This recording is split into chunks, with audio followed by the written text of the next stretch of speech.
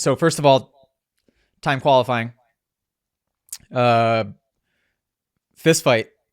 And by fist Yes. fight, I mean just the craziest contorted headlock Ever of all seen, time. dude.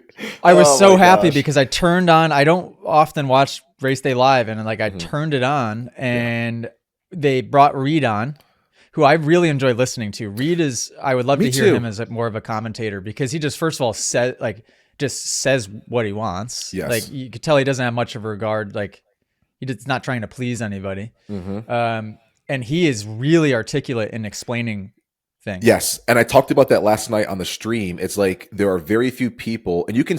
This translates over to testing. I'll say that there's very few people in this world that can take what they do and translate that into like a hey, this is how I did that, and also hey, guys that are setting up my suspension, here's what the bike feels like it's doing. Here's how I think it's going to translate to what you can do to my bike. Reed is world class at that. If you watch his vlog, the guy can talk about the way he wants a bike and why. And I think he applies that to just the sport in general. Like he's a student of the sport, knows the sport, loves the sport, and can regurgitate that out in the right ways.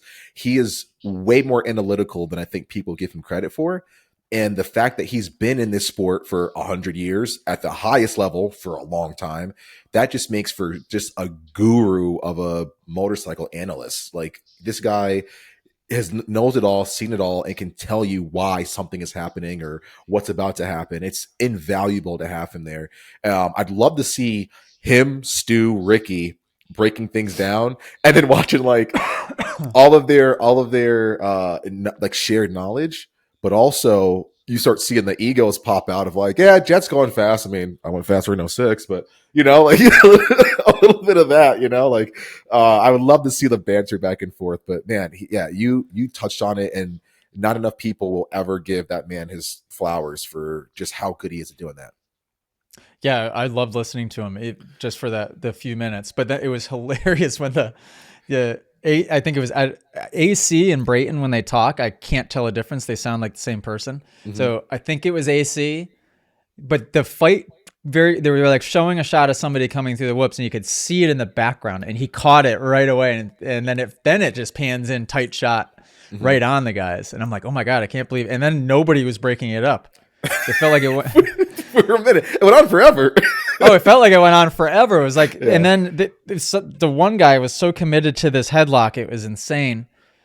I've never got in a fight on the track, but I can understand. I guess anybody that rides and races could probably understand like why that would happen. Mm-hmm. You are so heightened. Oh yes.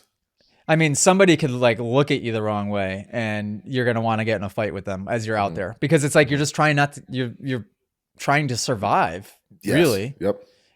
It combined with also being competitive. So you had the competitive edge, and then you also have like It's like almost like probably like a fight or flight response, oh, and then big time. you're upset because someone's derailing not only your efforts, your time, your money, and threatening your livelihood. Like, oh, dude, you're a Spartan in that instance. Like, you're going to war. But one thing that I want to touch on, and I love this sport. I love everybody in the sport. I love the at all levels. Can we do like a dirt bike fighting class for people? Because I'm so sick of watching them. I'm like, dude, get up, stop grabbing to their helmets and really fight, dude. Like, I mean, like, and I don't condone violence, but if you're gonna do it, I hate the freaking. I grabbed this helmet and I took offense to that. I'd be like, dude, drop your bikes, rip the helmets off, and freaking World Star, dude. I want to see, I want to see some of that.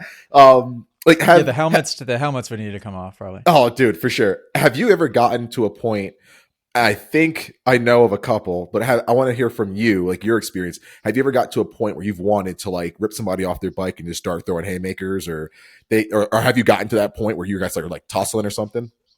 No, not tussle. No, but there's many, many, many, many moments where, time qualifying almost would be one of them, where it's like somebody just ruins a good lap, where Yes. it's like, dude, just pay some attention and get out of my way. I'm thinking of somebody. Oh yeah, because usually it'd be the same people over and over and over again.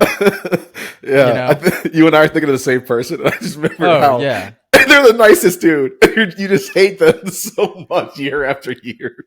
It's just he's so nice, and you're just like, I hate him. I'm like, really? Well, because also like I would take so much of my own, too much so to a fault. I would get out of people's way, as you should.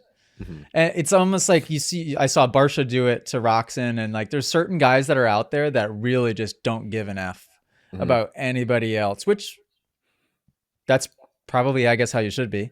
Yeah. But it's infuriating when you're like doing everything you can and putting in just a perfect lap, and then you have like one corner left, and it's just some guy on his slow lap going right in the race line, and you're like, oh my God. So that's probably what happened.